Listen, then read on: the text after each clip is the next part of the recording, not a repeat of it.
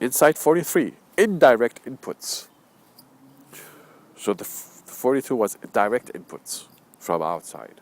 This is indirect inputs, which is the same as suggestive inputs from outside. So indirect inputs from outside are of a very deceptive nature. They are deceptive because they might come to you openly, conveying a seemingly innocent message. However, by the virtue of their connection to other ideas, the seemingly innocent message might be guiding your consciousness to those other hidden ideas. Your mind naturally notices and follows those connections, arriving at the hidden ideas.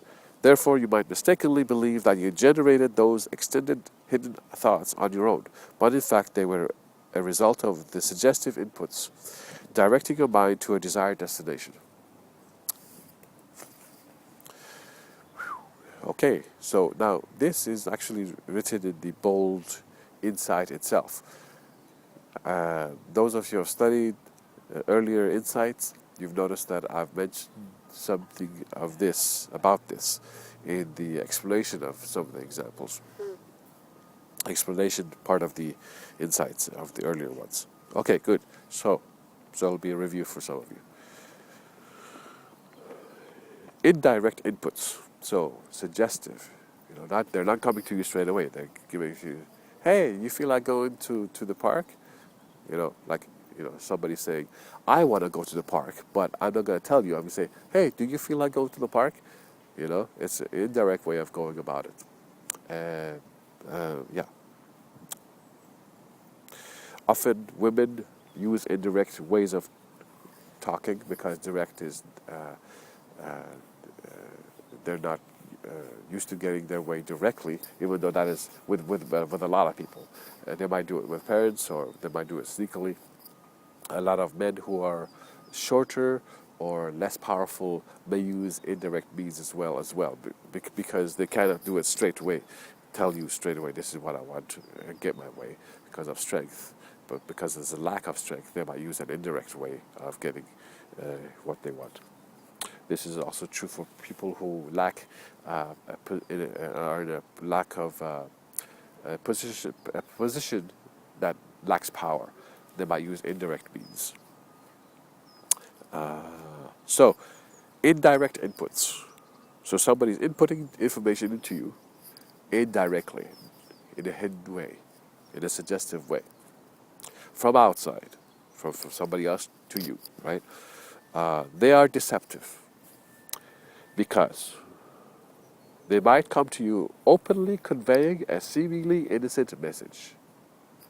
It's very dangerous, yeah. However, by the virtue, meaning of their connection, because they are connected, they come to you with this information. Hey, here's the information I give to you. Openly, I come to you this way. But because this information is connected, here I'll make it like this. So this is the information, but this information that I'm giving you is connected. Naturally, it's just naturally connected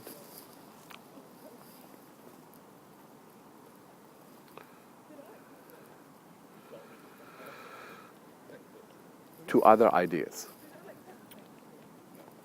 The seemingly innocent message might be guiding your consciousness to those other hidden ideas.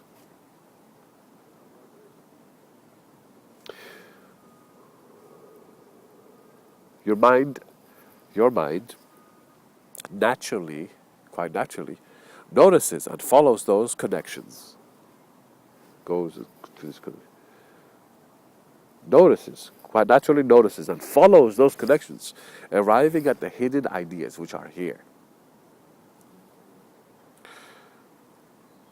Therefore, you might mistakenly believe that you generated those extended hidden thoughts on your own. But in fact, they were a result of the suggestive inputs directing your mind to a desired destination.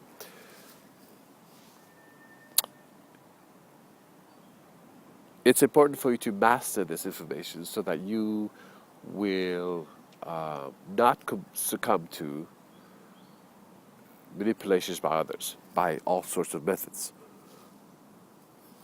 Let me say that another way. Uh, it's important for you to master this information so you do not get tricked by other people's manipulation. Now, an example of this would be, let's say a person comes and starts describing their situation. You know, they might even start with a sad look. You know, that's why it's so deceptive, because you think you're doing this on your own, and this happened by itself. So, for example, you might be a person who wants to manipulate very, very deceptively might put themselves in a public place to be seen and look sad. This brings on an onlooker who says, "Oh, how come you look sad? You know, you seem sad. Are you okay? You know?" And then you say, "Well, you know, yeah, but I have this problem, you know, and it's bugging the hell out of me or something." And they say, "What's going on?" They say, and you start describing the problem. So this person describes the problem, which is quite tragic, quite a dilemma. And so this, because of its tragic and puzzling nature, this problem captures the mind of the other person, right? And this problem can be solved quite easily by somebody who has some money to give to this person, but this person is not going to ask anybody. He's just describing his problem. He's setting a trap. Then this person, now see, the thing is, when this person is describing their problem, and obviously what the solution obviously is, without directly mentioning it, the solution.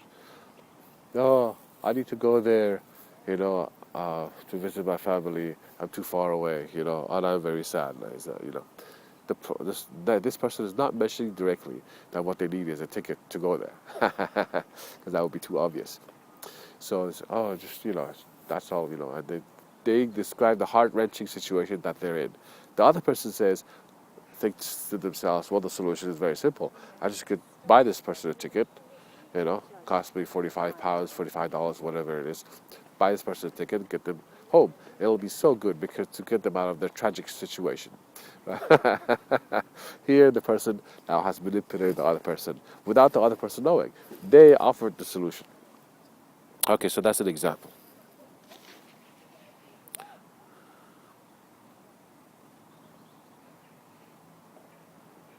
I'm going to read from the explanation.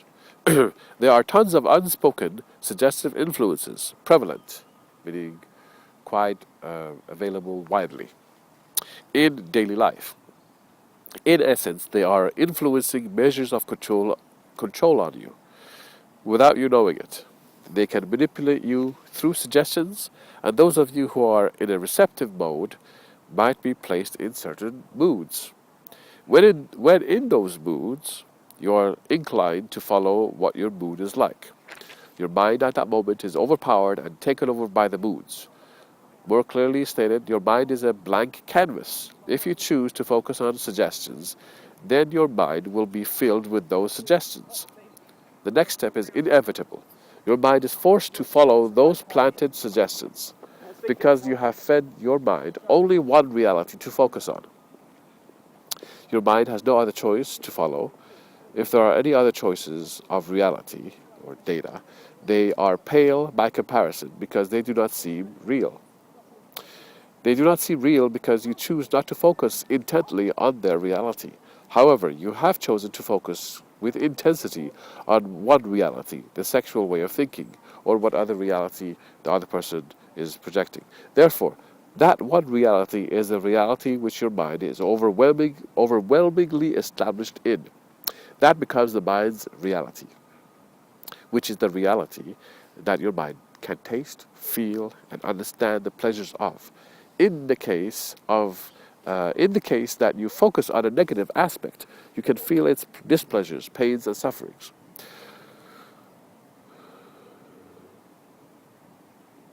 You might be able to bypass the one reality by your remembrance of the old feelings.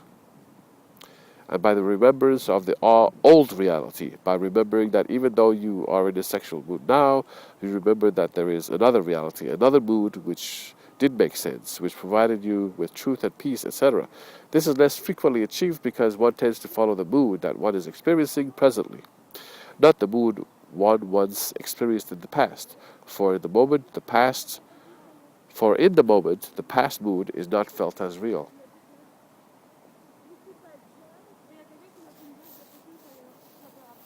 A lot of times, the reality of wanting to experience the sexual pleasure pulls us back. This is so because the sexual pleasure is stronger than many other ideas. Realize that it is all right to want to experience sexual pleasure. It is pleasurable.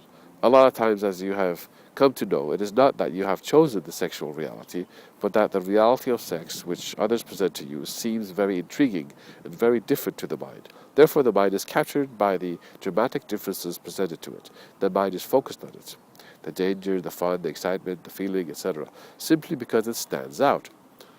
Again, the mind is focused on it simply because it stands out, and the sexual pleasure stands out from other pleasures of life also. Once you notice how this trick is done, or produced, and presented in a multi-layered fashion, and once you get out of the habit of being affected by its dualities, you will be conscious of it more and more, enabling you to increasingly disregard the tricky misinformation. Hence, there will be far fewer effects felt by you, with far less potency.